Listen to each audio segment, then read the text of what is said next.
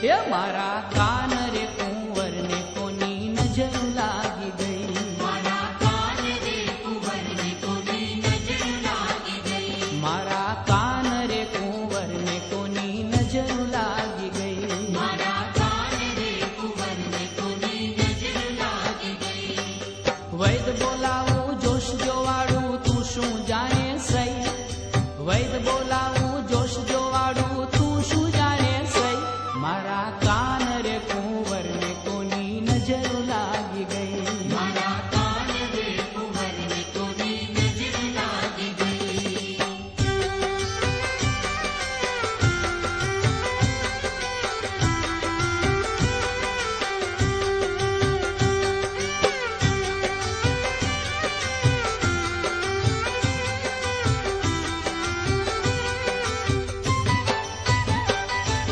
લાલ પીળા છે ગોપ ને ગોપી વ્રજમાં વાતું થઈ, લાલ પીળા છે ગોપ ને ગોપી વ્રજમાં વાતું થઈ, લાલ પીળા છે ગોપ ને ગોપી વ્રજમાં વાતું થઈ, લાલ પીળા છે ગોપ ને ગોપી વ્રજમાં વાતું થઈ. હે કાળો કાળો કાન ભાળી આંસુડે ભીજાઈ ગઈ, કાળો કાળો કાન ભાળી આંસુડે ભીજાઈ ગઈ, મારા કાન રે કુંવર ને કોની નજર લાગી ગઈ, મારા કાન રે કુંવર ને કોની નજર લાગી ગઈ.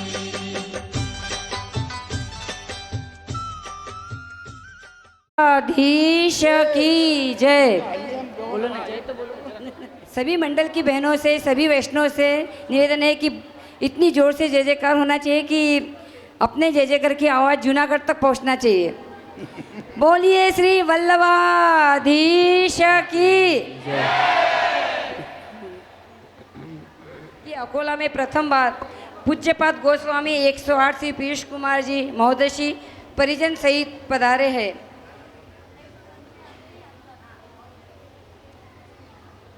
मैं यमुना मंडल के ग्रुप लीडर एवं सचिव से निवेदन करती हूँ कि यमुना मंडल की ओर से जय जय का बहुजी का लालन का स्वागत किया जाए।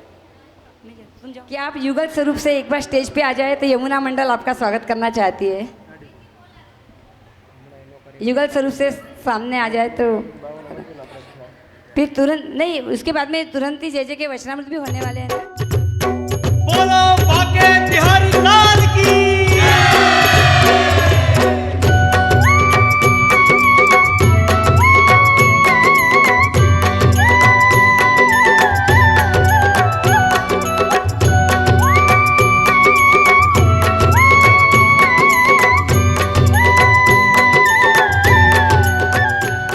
और ज़्यादा समय न लेते हुए और बस जय जय के वचनामृत के लिए जो जो वैष्णव लोग एकदम आतुरता से राह देख रहे हैं, तो मैं जय जय को विनती करती हूँ कि आप अपने वचन से हमें कृतार्थ करें। दोषदहनं मस्तके राजतां मम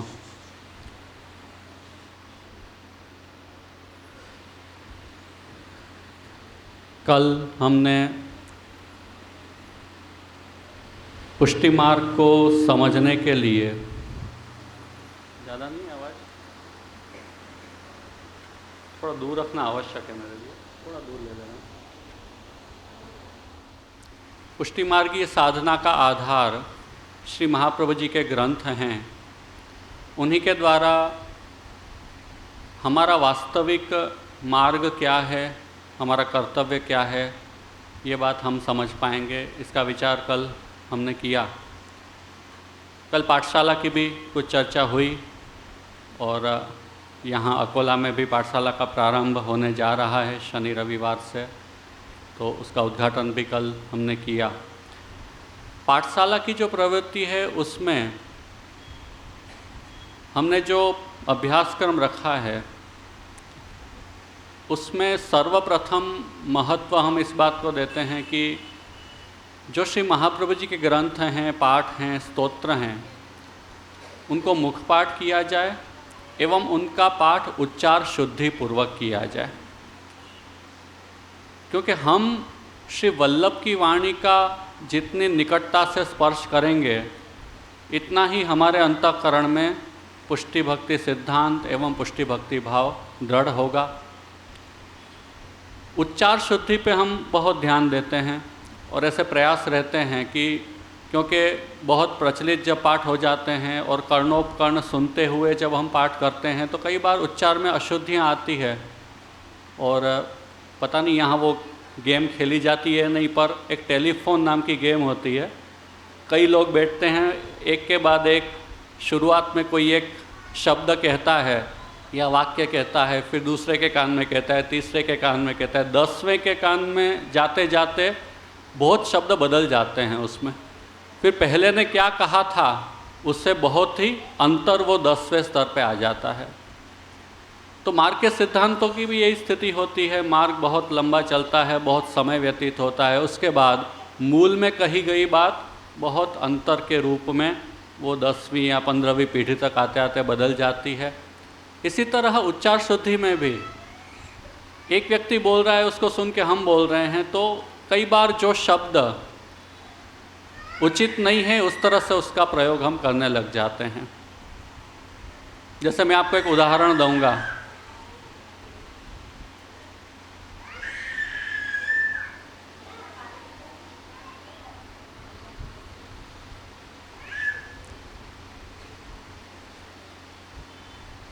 मंगलाचरण बोलते हैं।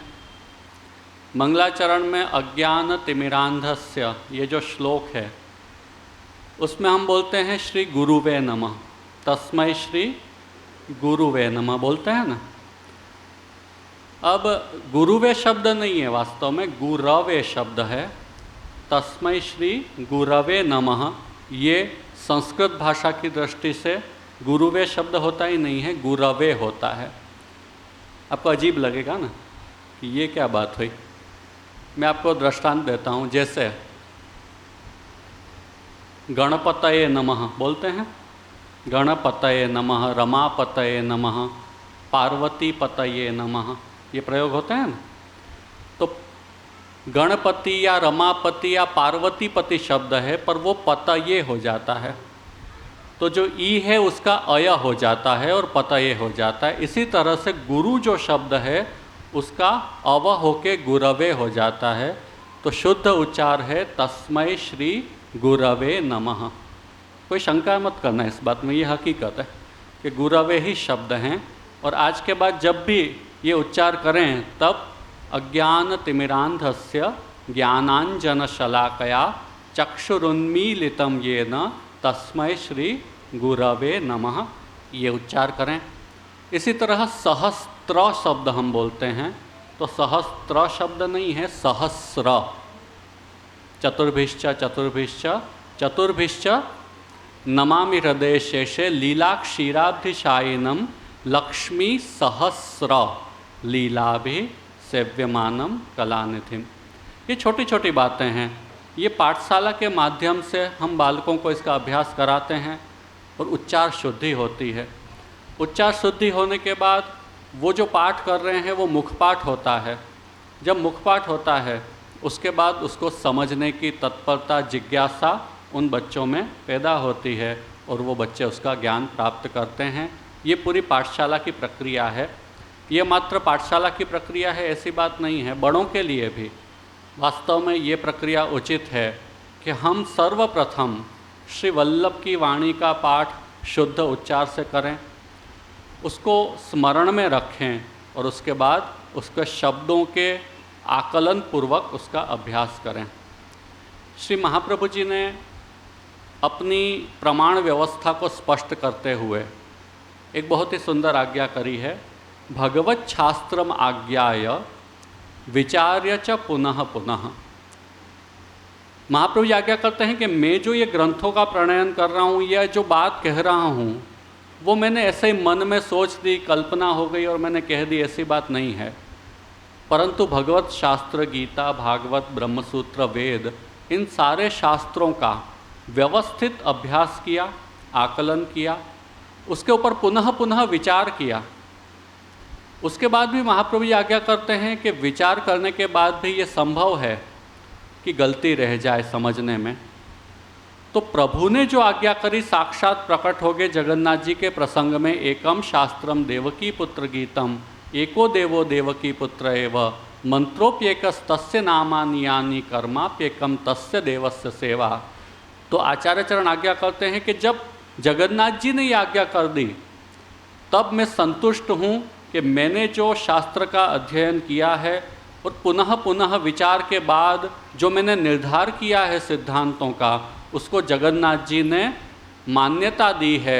इसलिए अब इन सिद्धांतों में कोई संदेह नहीं है। अब मैं इन सिद्धांतों का उद्घोष इस भूतल पे समस्त समाज के सामने करूँगा। इसके बाद उन्होंने इन ग्रंथों की रचना की और अवतार काल में वाद करके अपने वाद का स्थापन किया, साकार ब्रह्मवाद एवं पुष्टि भक्ति मार्ग का प्रवर्तन किया। इन सब बातों से ये बात समझ में आती है हमें कि मूल में प्रमाण व्यवस्था का कितना आग्रह रहता है। कोई भी साधना प्रमाण व्यवस्था के बिना चल ही नहीं सकती। तो हमें सदा इस बात का ध्यान रखना है कि हम जिस साधना का अनुसरण कर रहे हैं उसकी जो प्रमाण व्यवस्था है उससे हम दूर न हो जाएं।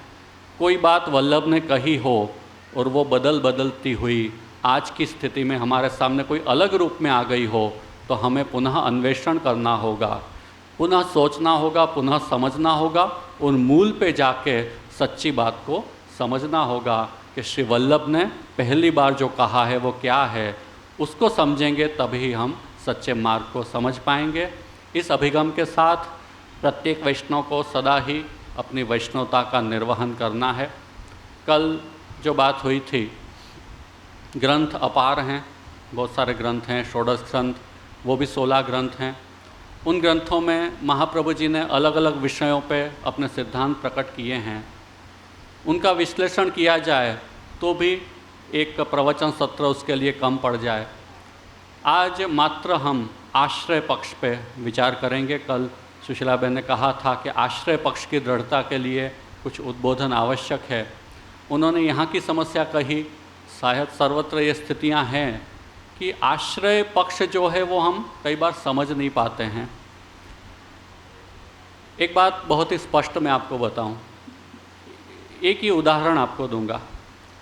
आप इतिहास देखिए, इतिहास में भक्तों के चरित्र देखिए। हमें जैसे हनुमान जी का स्मरण होगा या तुलसीदास जी का स्मरण होगा, तो कौन से भगवान का स्मरण होगा साथ में? रामचंद्र जी का होगा ना, सीधी बात है। हम सूरदास जी का स्मरण करेंगे, मीराबाई का स्मरण करेंगे, नरसिंह मेहता का स्मरण करेंगे, तो किसका स्मरण होगा? कृष्ण का स्मरण होगा। कोई भी ऐसा भक्त चरित्र आप ढूंढ के लाइए कि जिसमें कोई एक इष्ट न हो और फिर भी उस भक्त चरित्र को बहुत महान माना गया हो, इतिहास में उसकी नोंद हुई हो। ऐसा एक भी भक्त चरित्र हमें नहीं मिलेगा। हर भक्त के चरित्र के साथ कोई एक इष्ट जुड़ा हुआ हमें प्राप्त होगा। इसका अर्थ क्या है कि जो सबको मानते हैं, सबके पास मानना मतलब आदर तो सबको देना है, मानना मतलब उनके अस्तित्व को हम मानते हैं, उनके चरित्र को हम मानते हैं। हर देव की लीला है, उनका परिकर है, उनका चरित्र है, उनके भक्त हैं, सबकी मान्यता है, सबको आदर है। पर हमारी साधना, हमारा लक्ष्य, हमारा इष्ट, यदि हम भक्ति मार्ग पे चल रहे हैं तो यदि एक नहीं है तो हम विशिष्ट तो कभी नहीं बन सकते। जो भी विशिष्ट हुए हैं, अब देखिए कोई ऐसा मिलेगा उदाहरण भक्त का कि जिसमें ये कहा गया हो कि सबको मानता हुआ ये भक्त महान है। जैसे यहाँ महाराष्ट्र में हम देखेंगे तो पंढरपुर में पांडुरंग विठलनाथ जी विराजते हैं। उनके भी भक्त कई हुए होंगे जिनकी नोंद इतिहास ने की होगी, तो उनके साथ विठलनाथ जी का नाम जुड़ा हुआ रहेगा कि वो अनन्य भक्त थे विठलनाथ जी के। ये बात आएगी ना, तो तब ही उनकी भक्ति है वो महात्म्यशाली बनेगी, तब ही उनकी भक्ति है वो आदर्श बनती है। तो हर भक्ति मार्ग का ये अनिवार्य सिद्धांत है कि आपका इष्ट कौन है, आपका लक्ष्य क्या है, आप एक निष्ठ किस अपने इष्ट में हो। यदि ये स्पष्ट नहीं कर पाएंगे तो हम भक्त ही नहीं बन सकते। तो सर्वप्रथम आवश्यकता भक्ति की है वो है अनन्य शरणागति। जो हमारा इष्ट है उनके प्रति हम अनन्य शरणागत हो। और अनन्य शरणागति का अर्थ क्या है? सबका आदर करना है। सब हैं वो भगवान की ही विभूति स्वरूप हैं, सब देव है आदरणीय है। और हमारे यहाँ स्पष्ट कहा है कि यदि प्रसक्त हो रहे हैं देव तो उनका आदर कीजिए, उनको वंदन कीजिए। पर अपनी जो नित्य साधना है उसमें हमारे इष्ट भगवान श्री कृष्ण है, तो हमारी साधना भगवान श्री कृष्ण के प्रति समर्पित होनी चाहिए। अब एक कल्पना आप कीजिए, हम सोचते नहीं हैं इसलिए बहुत सारी चीज़ें करते हैं। जैसे कोई एक मंदिर में आपने कृष्ण भगवान पधराए, रामचंद्र जी पधराए, गणेश जी पधराए, शिव जी पधराए, सारे देवों को पधरा दिए। अब कौन सी पूजा पद्धति का आप अनुसरण करेंगे? क्योंकि हर एक देव का मंत्र अलग है, उनको चढ़ाए जाते फूल अलग हैं, उनका जो परिकर है वो अलग है। जैसे कृष्ण भगवान विराज रहे हैं तो कौन होंगे? सखा होंगे, सखी होंगी, गाय होगी, मोर होंगे, ये सारे परिकर होंगे, ये सारे खिलौने होंगे जिनके साथ कृष्ण भगवान विराजेंगे। अब शिव जी विराजेंगे तो कौन होंगे? तो ये सब चलेंगे? वो नहीं चलेंगे। वहाँ नंदी होगा, उनके जो भूत प्रेत गण वगैरह हैं वो होंगे। गणेश जी होंगे तो उनका मूषक होगा, उनके भोग की प्रक्रिया अलग होगी, उनके मंत्र अलग होंगे, उनके कीर्तन भजन अलग होंगे। अब सबको एक साथ कर दीजिए, फिर क्या करिए? तो ये सारे मिक्स करेंगे, एक तरफ भूत बैठेंगे, एक तरफ सखा बैठेंगे, एक तरफ गणेश जी का मूषक बैठेगा, ये क्या रूप बनेगा? क्या ऐसा कोई चरित्र मिलता है हमारे इतिहास में, पुराणों में? ऐसा कोई चरित्र नहीं है, ऐसा कोई भक्त नहीं है, ऐसा कोई भक्ति का मार्ग नहीं है। तो इस तरह के व्यवहार संभव नहीं है।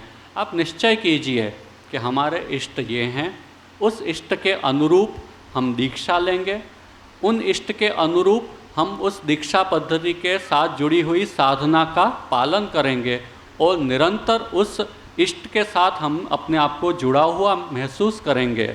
उनके आश्रय भाव से हम निश्चिंत होंगे, निरुद्विग्न होंगे। ये सारी प्रक्रिया तभी संभव है जब हमारी एकाग्रता एक इष्ट में हो। और सारे भक्तों के चरित्र में यही बात स्पष्ट है। मीराबाई ने तो कहा ना, स्वामी एक है, दूसरा कोई स्वामी, क्या शब्द हैं? मेरे तो गिरधर गोपाल, दूसरो न कोई, जाके शिर मोर मुकुट, मेरो पति सोई। दयाराम भाई का मैं कहता रहता हूँ निरंतर। गुजरात के एक पुष्टि मार्गीय भक्त हुए, अति विशिष्ट हुए, उनका बहुत ही सुंदर प्रदान है। उन्होंने कहा, एक वर्यो गोपी जन वल्लभ, नहीं स्वामी मारे बीजोरे। क्योंकि स्वामी तो एक ही होता है। एक गोपी जन वल्लभ का मैंने वर्ण कर लिया, उन्होंने मेरा वर्ण कर लिया, हम एक दूसरे से जुड़ गए। अब न मेरा कोई स्वामी हो सकता है, वो मेरे अनन्य स्वामी है और मैं उनका अनन्य सेवक हूँ। यहाँ तक कि हमारे यहाँ तो ये भावना भी है कि प्रभु भी मेरे सिवा किसी के नहीं। गोपीजनों की भावना है ना। कल भी एक प्रसंग हमने देखा कि एक चंद्रावली जी ललिता जी से ठाकुर जी को पधरा गए कि ठाकुर जी मेरे हैं, तेरे नहीं हैं। तो ये भाव लीला में भी है, वो लीलात्मक है। हमारे प्रभु हमारे हैं, हमारे इष्ट, हमारे सेव्य, हमारे घर में विराजते प्रभु या हमारे अंतःकरण में विराजते प्रभु मात्र हमारे हैं। इस भाव से भी हमारे इष्ट की सेवा हम करते हैं, उनकी कथा हम करते हैं, उनकी शरणागति का भाव हम रखते हैं। तो यदि कृष्ण भी हमारा, कृष्ण हमारा है, दूसरा का नहीं है, तब अन्य सबकी भक्ति, आश्रय, पूजा, इससे तो कुछ भी सिद्ध नहीं होगा। हम भटकेंगे और भटक भटक के कहीं नहीं पहुँचेंगे। कभी कल्पना कीजिए, आप एक रास्ते पे जा रहे हैं, उस रास्ते पे जाते जाते कई सारे बीच के रास्ते मिलेंगे, तो क्या हम सब रास्तों पे जाएंगे? जो रास्ता बीच में आएगा उसमें जाना अनिवार्य है। यदि ऐसा कोई निर्णय करके चले तो कहाँ पहुँचेगा? मैं यहाँ से शुरू करूँगा, एक राइट साइड में रास्ता मिला वहाँ जाऊँगा, फिर वहाँ से लेफ़्ट मिलेगा वहाँ जाऊँगा।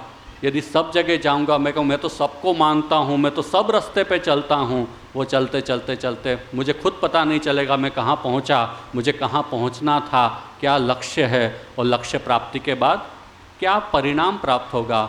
लक्ष्य एक होगा, रास्ते सब सच्चे हैं, किसी रास्ते में कोई समस्या नहीं है। आपको जाना कहाँ है ये आप निर्णय कर लीजिए, उसके बाद आपके लिए रास्ता निर्धारित होगा। आपका लक्ष्य प्राप्त उसी रास्ते से आपको हो सकता है। इस बात को बहुत दृढ़ता से, स्पष्टता से समझना है। हमने यदि वैष्णवता का रास्ता अपनाया है, हमने स्वीकार किया कि हम कृष्ण भक्ति के श्री वल्लभोपदिष्ट मार्ग पे चलेंगे, उसकी दीक्षा लेंगे, श्री कृष्ण शरणम मम की दीक्षा लेंगे, ब्रह्म संबंध मंत्र के द्वारा हमारा सर्वस्व श्री कृष्ण को समर्पित करेंगे श्री वल्लभ की कहानी से, तो हमने उस मार्ग को अपनाया, उस मार्ग पे चलने की प्रतिज्ञा ली। अब हमारे लिए वही मार्ग है, वो सर्वोत्तम मार्ग है। और श्री वल्लभ ने ये बात विवेक धैर्याश्रय में स्पष्ट करी है, अन्यस्य भजनम तत्र स्वतोगमनमेव च प्रार्थना कार्य मात्रेपि ततोन्यत्र विवर्जयेत। यहाँ जा रहे हैं, वहाँ जा रहे हैं, इनकी मानता करी, यहाँ नारियल फोड़ा, इस तरह से कोई भक्ति मार्ग चलता नहीं है। इस अन्याश्रय के साथ आप कहीं नहीं पहुँच पाओगे। प्रभु की प्रसन्नता इसी में है कि हमारे स्वामी अपने सेवक को अपने से सतत जुड़ा हुआ देखना चाहते हैं। हम उस भाव से सब देवों का आदर करें। किसी तीर्थ में जाएं तो वहाँ के देव को आदर दें। जैसे व्रज यात्रा का कल प्रसंग देखा, महादेव जी के कई मंदिर वहाँ आते हैं तो उनको वंदन किया जाता है। नमन करना आवश्यक है, जहाँ तीर्थ हो वहाँ उन तीर्थ देव को नमन करें। पर हमारे आश्रय के जो व्यवहार हैं, जैसे नित्य पूजन, स्मरण, नित्य सेवा या प्रसाद ग्रहण, ये हमारे इष्ट भगवान श्री कृष्ण के करें। इस भावना से हमारे जीवन को जीना है। इस भावना में कोई कटुता नहीं है, किसी का निरादर नहीं है, पर अपनी अनन्य निष्ठा है। व्यक्ति अपनी अनन्य निष्ठा से जिएगा तो सही ना। जैसे एक बच्चा पढ़ने जाता है, किसी ने कॉमर्स लिया, अब वो साइंस के क्लास में जाएगा? नहीं जाएगा, क्योंकि उसने कॉमर्स लिया है तो वो कॉमर्स के क्लास को अटेंड करेगा। जिसने साइंस लिया वो साइंस के क्लास को अटेंड करेगा। ये स्वाभाविक प्रक्रिया है। उसमें यदि हम ये मुद्दा प्रस्तुत कर दें कि तू साइंस के क्लास में जा रहा है इसलिए तू कॉमर्स का विरोधी हो गया, या तूने निरादर कर दिया, या तू आर्ट्स में गया इसका मतलब कॉमर्स साइंस का तो विरोधी है, ऐसी कोई बात कभी नहीं होती है। स्पष्ट बात है, जो आपने लक्ष्य बनाया है उसका एक अभ्यास क्रम है, उसका एक रास्ता है, जिस रास्ते पे आपको चलना है, तभी परिणाम होंगे। अब एक दिन इस क्लास में जा रहा है, दूसरे दिन इस क्लास में जा रहा है, तब क्या होगा? उसके जो क्लास के टीचर हैं या सर हैं वो क्या कहेंगे?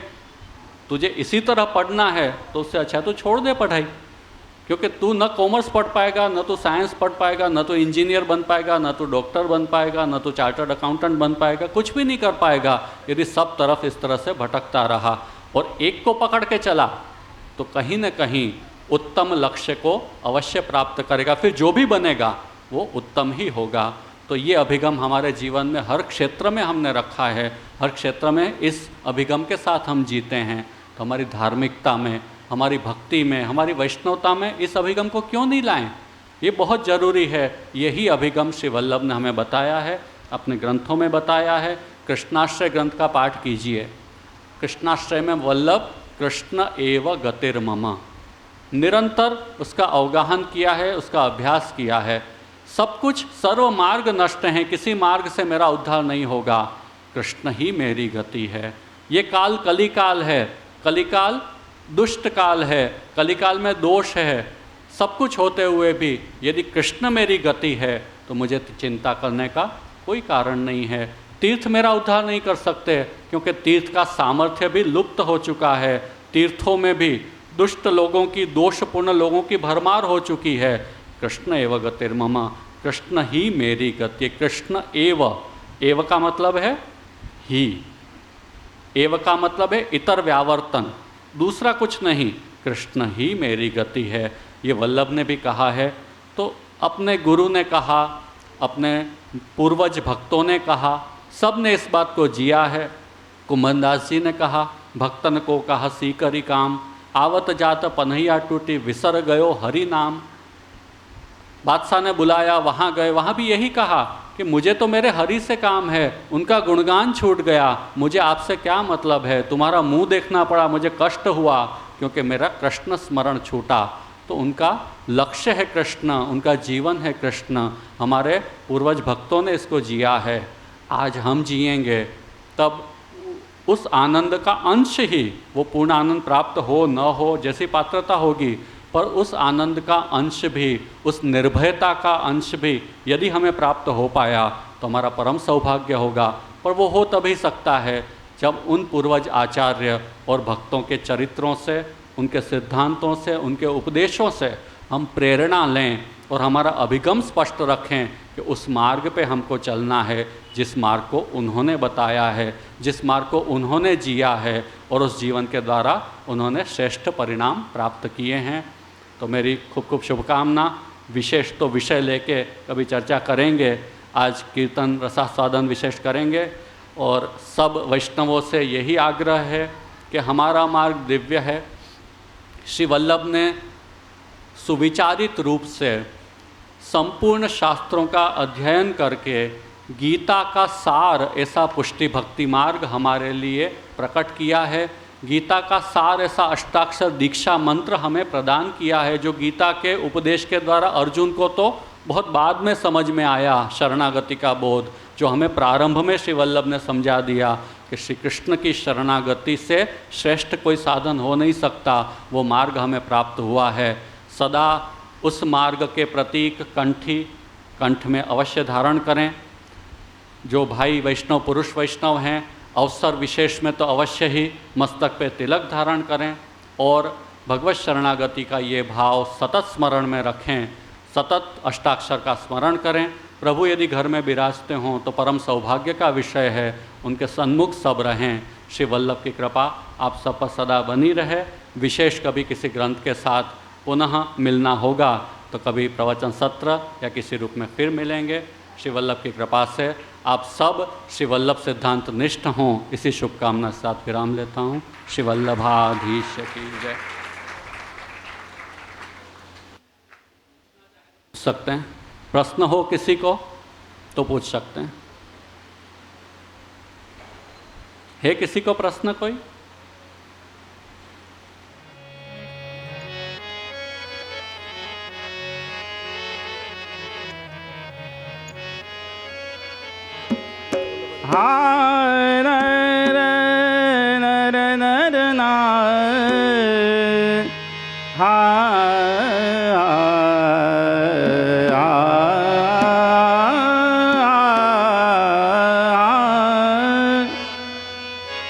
प्रीत बंधी श्री वल्लभ पद सो और मन में आवे हो प्रीत बंधी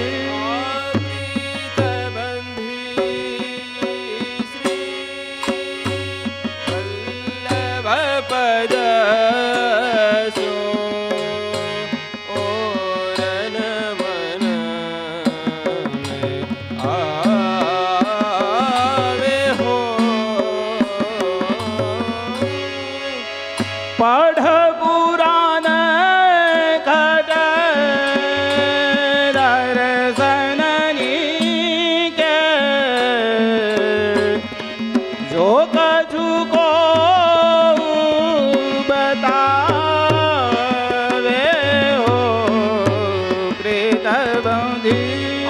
पढ़ पुराण घट दर्शननी के जो कछु को बतावे हो प्रीत बंधी।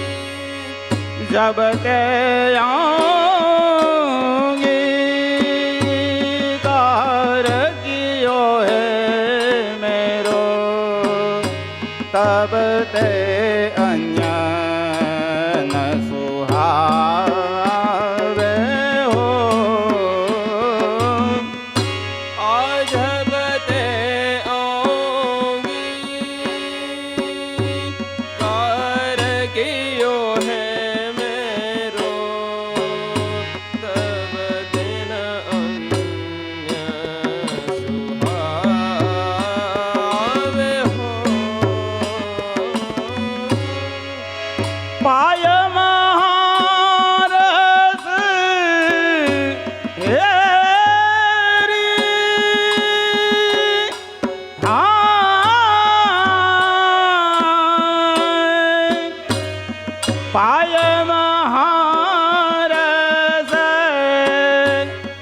कोण मूढमती जीत जीत जीत भटकावे हो प्रीतबंधी अपाय महारस कोण मूढमती चित चित चित भटकावे हो जाके भाग्य फले आकले में शरण सोए गणयावे हो जाके भाग्य आधा के भाग्य फलया कली में शरणन सोए गण आवे हो नौदन नौदन को निज सेवक दृढ़ कर बाहें जहाँ वे हो प्रीतबंधी नौदन को निज सेवक दर कर कहावे हो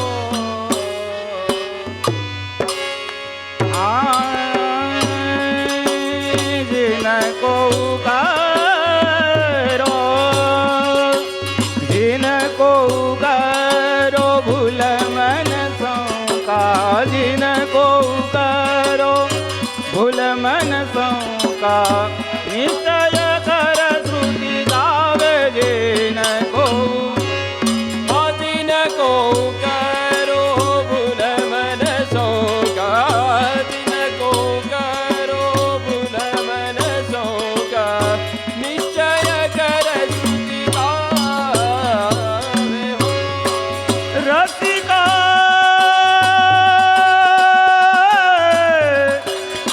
हे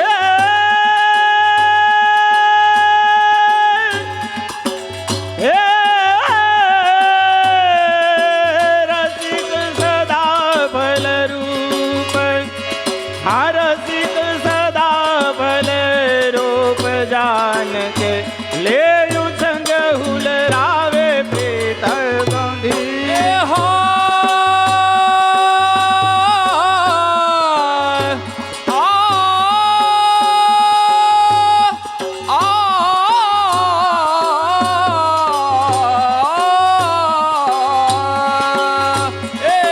रसिक सदा बल रूप रसिक सदा बल रूप जान के देव संग हुलरा रसिक हे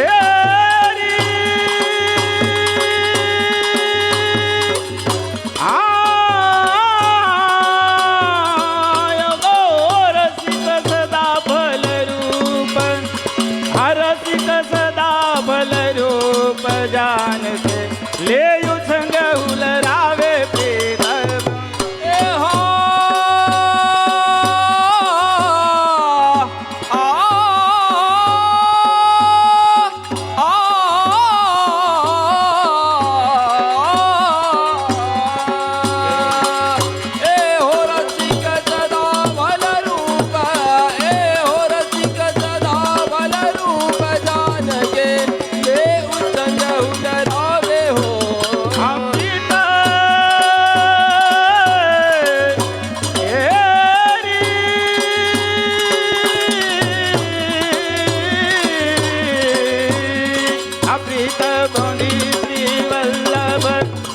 प्रीतमणि श्री वल्लभ पद सो प्रीतमणि श्री वल्लभ पद सो और न मन में आ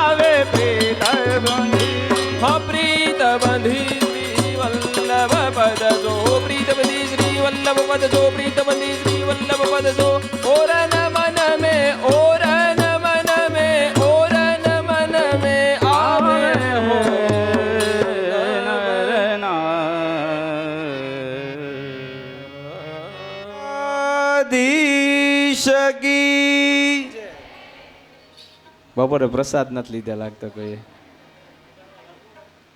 અવાજ તો એવો હોવો જોઈએ આમ આખા અકોલામાં ખબર પડવી જોઈએ કાંઈક છે. બોલો શ્રી વલ્લભાધીશ કી. વાહ 50%.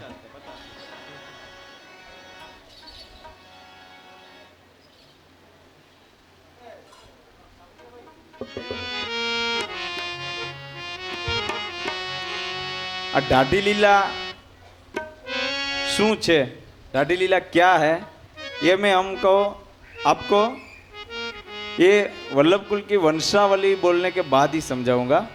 पहले हम वंशावली बोलेंगे.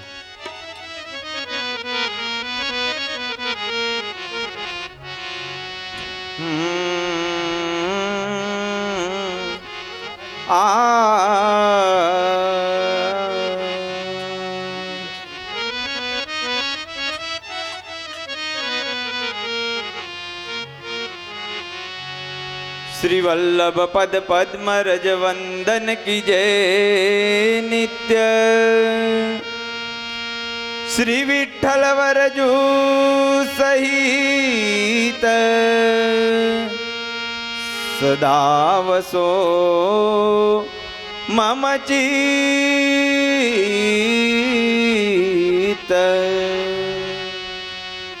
तुम तो परम प्रवीण हो, अरे मैं हूँ निपटय जान. करी कृपा जब होवेगी, वंशावली बखान.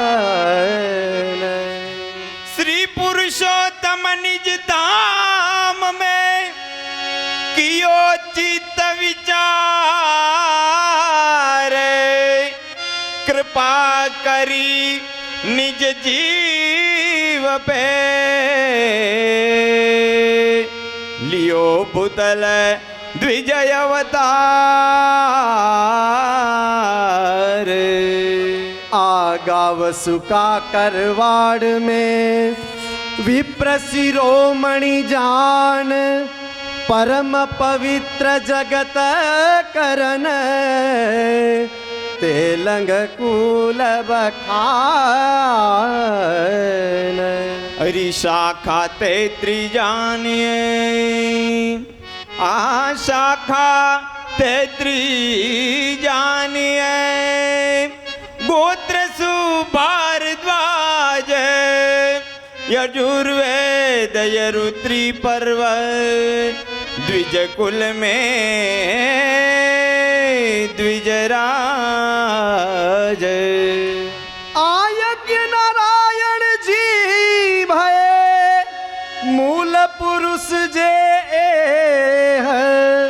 भाग्य बड़े तिनके अधिक, क्यों बरने कविते है. हरि दिन के पुत्र प्रकट भये, यज्ञ नारायण जान. सोम याग कीने प्रथमा, सोम यागी कही मान. तिनके सुत गंगाधर भये, प्रगट प्रताप जनावे. जटा बहाई जानवी, मायावाद मिटावे. हरि दिन के सुत गणपता भये, तीन सुत वल्लभ भट्ट. तीन सुत लक्ष्मण भट्ट भये, जे वसुदेव कहिए ते है. आ पर्व व्रत यज्ञ दान, जिनकिन वेद स्वरूप. तीन पुत्र तिनके भये, मध्य शिव्रज के भूप. हरि बड़े केशोपुरी जिन दियो है श्राप. देश विदेश पधारनो, सो मान लियो, सो मान लियो, सो मान लियो ए आप। राम कृष्ण छोटे सुत मध्य श्री वल्लभ राय, रूप सुधारस माधुरी, क्यों बरने कवि गाए। संवत 1535 है सुख सार, वैशाखवती एकादशी, अरु शुभ है रविवार। धनिष्ठा नक्षत्र में प्रभु प्रगटे श्री वल्लभाधीश, तिनके पुत्र प्रगट भये, जगत नमावत शीश। बड़े श्री गोपीनाथ जी तिनके है पुत्र एक, श्री पुरुषोत्तम जी नाम है, आगे गुप्त विवेक।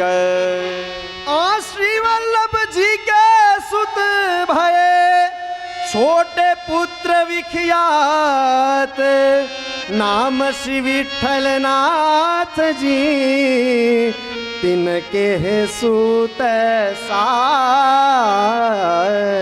अरि कली कल्प द्रुम है, छाय रयो जग माही, भगवदीय शिष झुकी रहे, या कली में कृपा अपार।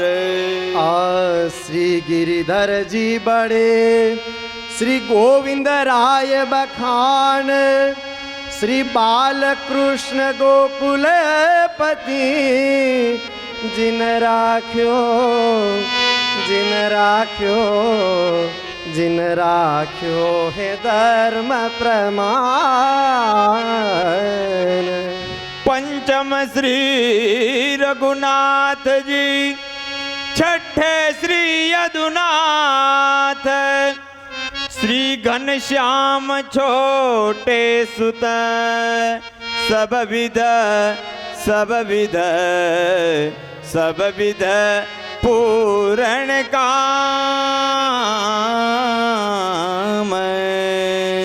आ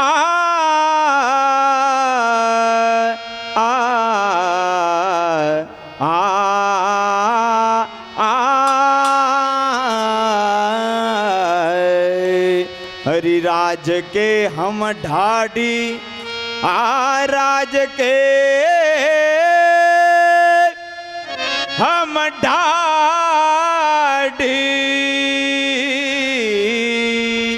अहो ब्रज राज के हम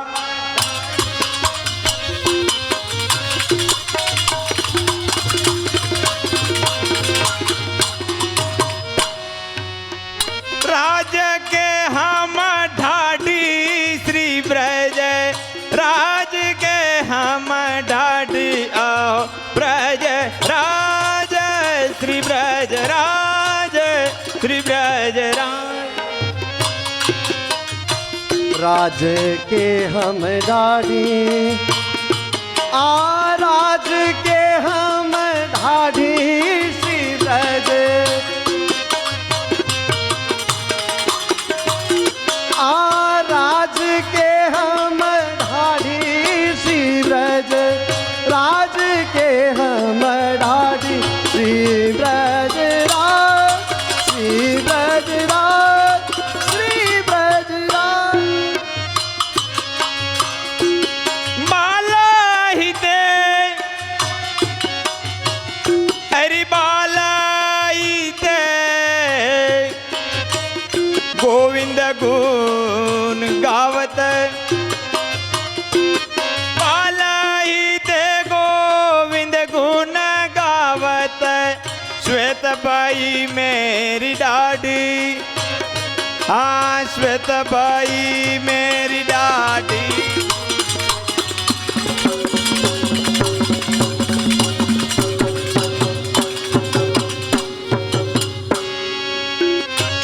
हाँ श्वेत भाई मेरी डाडी, श्री ब्रज राज के हम डाडी, श्री ब्रज राज, श्री ब्रज राज, श्री ब्रज। पालहित गोविंद गुण गावत,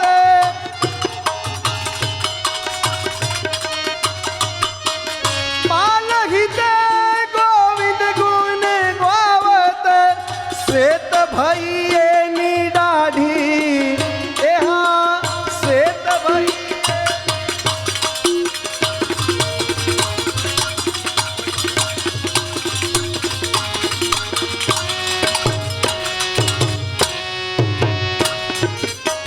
श्वेत भैये निडाढ़ी, श्री ब्रज राज के हम ढाढ़ी, श्री ब्रज राज, श्री ब्रज राज, श्री ब्रज राज। हम हरि के हरि है जो हमारे,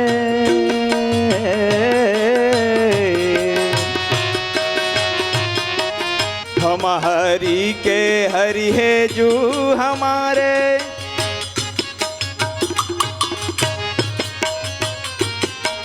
हम हरि के हरि है जो हमारे। सोने लिखजू काढ़ी, लिखजू काढ़ी, लिखजू काढ़ी, लिखजू। हम हरि के हरि है जो हमारे,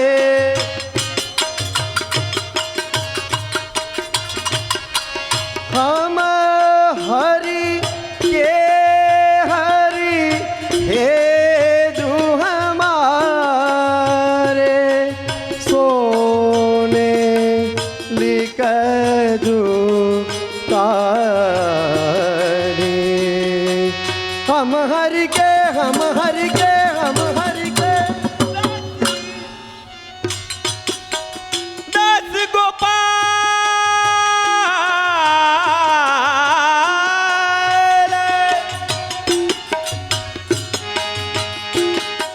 यही वर मांगत,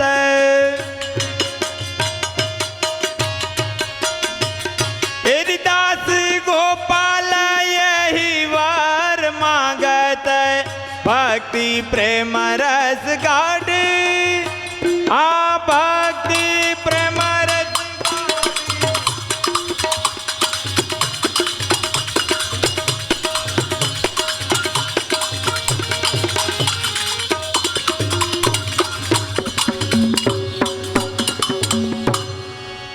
आ भक्ति प्रेम रस गाढ़ी, श्री ब्रज राज के हम डाढ़ी। आओ ब्रज राज, श्री ब्रज राज, श्री ब्रज। दास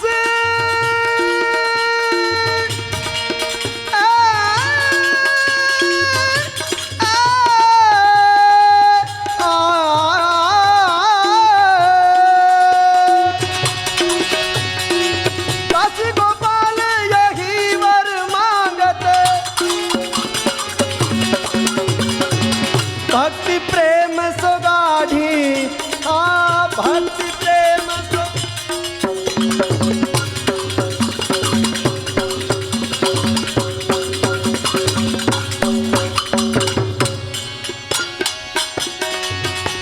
आ भक्ति प्रेम सुगाढ़ी, श्री ब्रज राज के हम ढाढ़ी, श्री ब्रज राज, श्री ब्रज राज, श्री ब्रज राज। राज के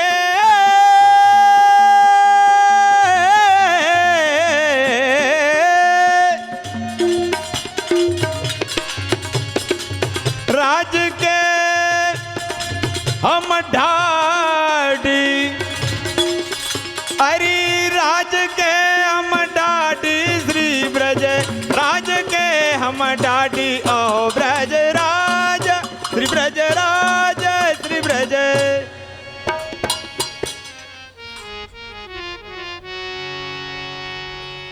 श्री वल्लभाधीश की।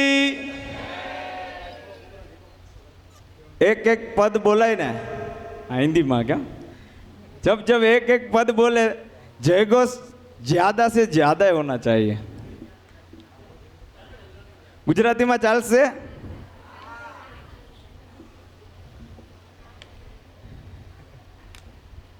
દાઢી લીલા શું છે?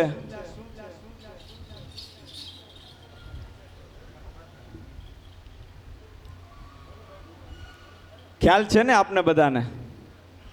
નથી ખ્યાલ? લીલાઓ તો પ્રભુની ઘણી છે કેમ, એમાંની આ એક નવી લીલા, દાઢી લીલા. દાઢી લીલા ભગવાન શ્રી રામચંદ્રજીના જન્મ વખતે પણ હતી. રામચંદ્રજીના જન્મ વખતે દશરથ રાજાને ત્યાં ઢાઢી ઢાઢણ યાચક બનીને ગયા હતા. એવી જ રીતે ભગવાન શ્રી કૃષ્ણ પૂર્ણ પુરુષોત્તમનું પ્રાગટ્ય થયું ત્યારે નંદરાયજીને ત્યાં ઢાઢી ઢાઢણ યાચક બનીને ગયા છે. વૃષભાનજીને ત્યાં રાધાજીનું પ્રાગટ્ય થયું ત્યારે પણ ઢાઢી ઢાઢણ યાચક બનીને ગયા છે. દાઢી એક તમારે જે વેપારી લોકો હોય એમને તમારે એક એક રિપોર્ટિંગ કરે. મહેતાજી હોય ને, મહેતાજી એ જે લખાણ કરે તમારી પેઢી દર પેઢીનું, એવી જ રીતે આપણા વંશવેલાનું આપણી દર પેઢીના વ્યક્તિઓના નામ ચડાવે એવા જૂના જમાનાના જે બારોટ કહેવાય, બારોટ. તો આ એક જાતિ છે એ બારોટ જ છે કે જે વંશ પરંપરાગત નંદરાયજીને ત્યાં જે વંશ પરંપરાગત પેઢીઓ થઈ એમનું લખાણ એ કરતા, પણ એણે ત્રીજું ઘર ક્યારેય યાચ્યું નથી, ત્રીજા ઘરે ક્યાંય માંગવા ગયા નથી. હે, બે જ ઘર એમણે યાચ્યા છે, એક નંદરાયજીનું અને એક વૃષભાનજીનું. પ્રભુએ એમને માંગવાનું કીધું કે તમે માંગો. રામાવતારની અંદર જ્યારે પ્રભુ પ્રસન્ન થયા ત્યારે કીધું કે તમે માંગો તો અમારે બીજું કંઈ ના જોઈએ. જન્મો જન્મ આપના ગુણ ગાવાનું મળે એ જ અમારે જોઈએ, બીજું કાંઈ ના જોઈએ. તો અત્યારે એવું કહેવાય છે કે 100 જોડી કીર્તનિયાજીની તૈયાર થાય એમાંથી 1 જોડી ઢાઢી લીલાની તૈયાર થાય એવું કહે છે. એટલે કદાચ વલ્લભની કૃપાથી એવું કંઈક અમને પણ પ્રાપ્ત થયું છે.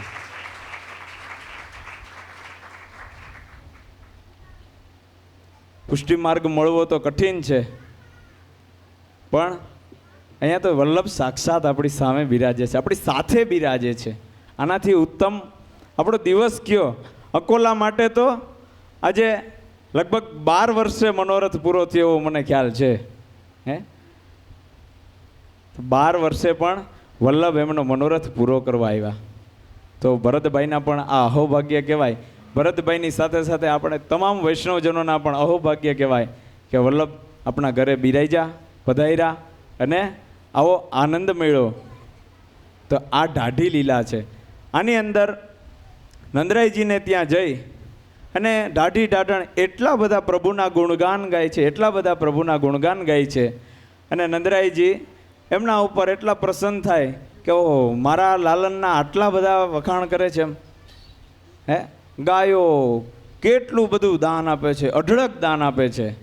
હે, તો આવા આપણે ઢાઢી લીલાના પદ બોલીએ. હમણાં જે આપણે પદ બોલ્યા કે રાજકો હમ ઢાઢી શ્રી વૃષભાન કે નંદરાયજી કે જે છે હે રાજકો હમ ઢાઢી. આ નંદરાયજી અને વૃષભાનજીના બે જ ઘર એવા છે કે અમને અહીંયા યાચવાનું કાંઈક માંગવાનું મન થાય, બાકી ત્રીજા ઘરે નહીં. બાળપણથી જેમના ગુણગાન ગાવાનું મળે તો આવી ઉત્તમ તક બીજા કોને મળે. આપણે બીજું પદ બોલીએ.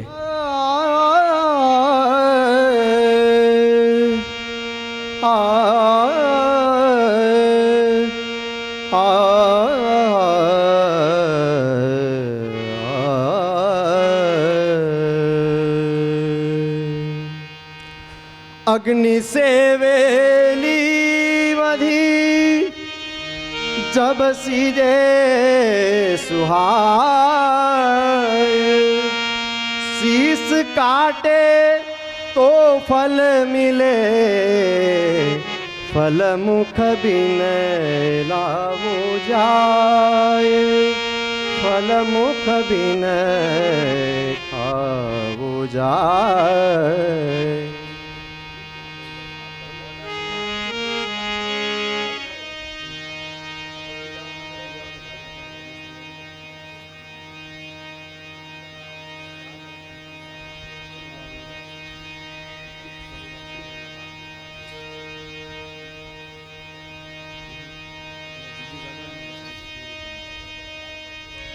आ ढाढन कहे ढाढी सुनो, बहुत लहूंगी मैदान, तुमसे अधिक जो ना ले हूँ तो ढाढन मेरो नाम, ढाढन मेरो नाम.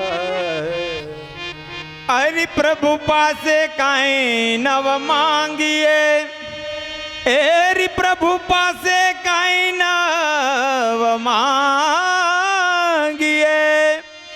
अरे मागे पछतावो थाय, उदासी आवे मारा नाथ ने, वेपार सरी खुगणाय, अरी वेपार सरी खुगणाय. मरूपण मांगू नहीं, हेरी मरूपण मांगू नहीं, अपने तन के काज, अरिया परमार्थ के कारणे, मोहे मागत नया वेलाज, मागत नया वेलाज.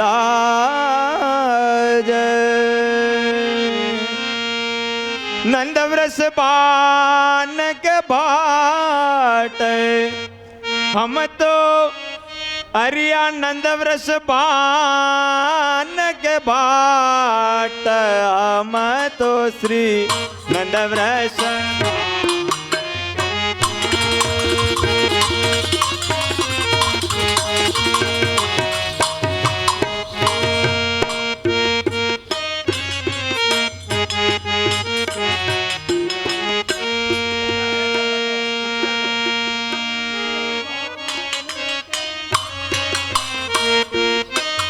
आनंद वृष बान के बाट हम तो श्री नंद वृष भान के भाट, नंद वृष भान, नंद वृष भान, नंद वृष.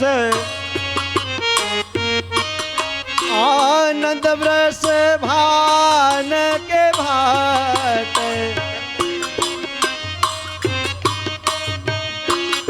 आनंद वृष भान के भाट हम तो श्री नंद वृष भान.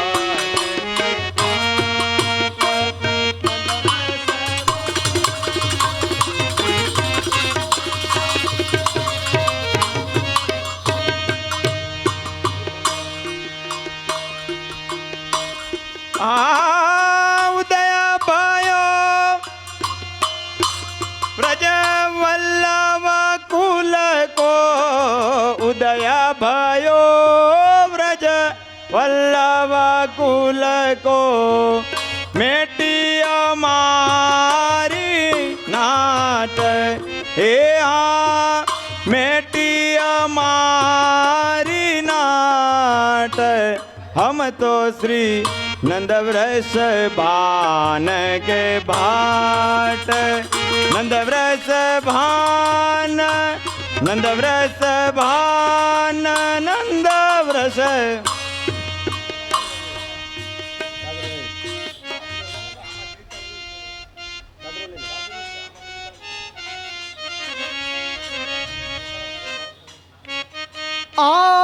उदय भयो ब्रज वल्लभ कुल को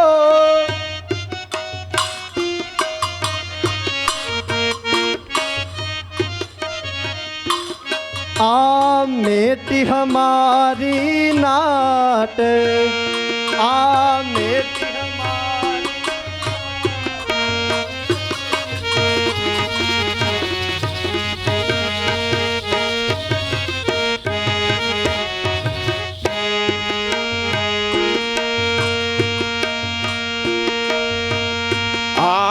इतनो देहो सो मोल ले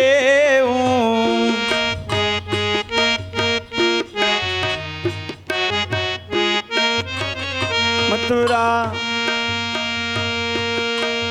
इतनो देहो सो मोल ले मथुरा की सब हाट ए मथुरा की सब हाट हम तो श्री नंद वृष भान के भाट नंद वृष भान नंद वृष भान नंद वृष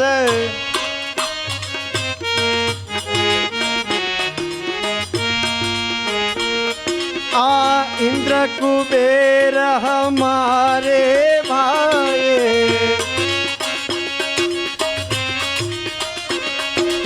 इंद्र कुबेर हमारे भाई ब्रज के गुजर जाए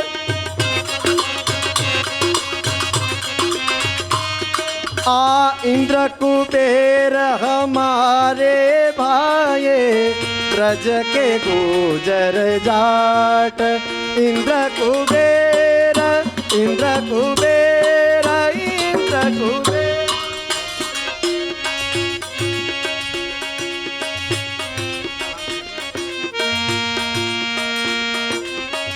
भूषण बसन अनेक लुटाए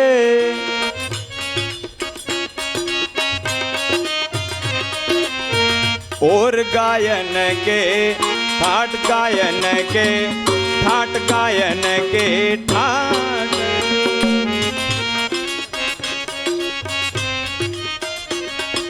आभूषण बसन अनेक लुटाए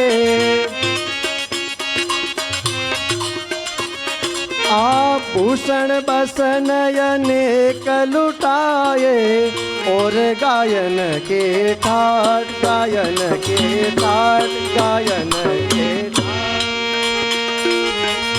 बाडो वंश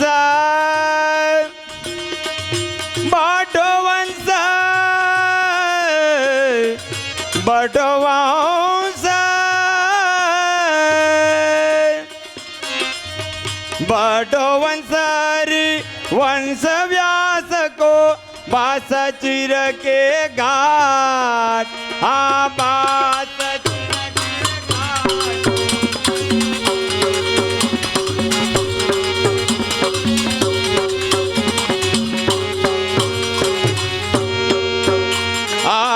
बास चिर के घाट बास चिर के घाट हम तो श्री नंद वृष भान के बाट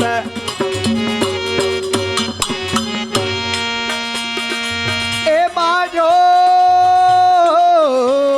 वंश हरि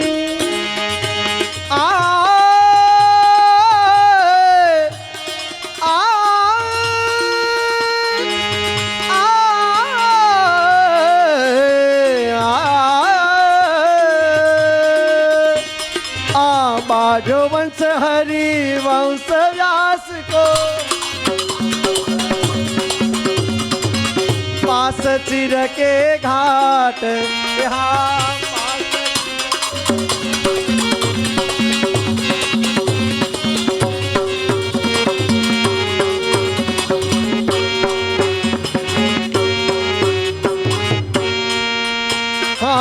पास चिर के घाट हम तो श्री नंदव्रस भान के भाट, नंदव्रस भान, नंदव्रस भान, नंदव्रस नंदव्रस बान के बाट, हे नंदव्रस बान के बाट, नंदव्रस बान के बाट, हम तो श्री नंदव्रस बान के बाट, नंद भाट हम भाट। श्री वल्लभाधीश की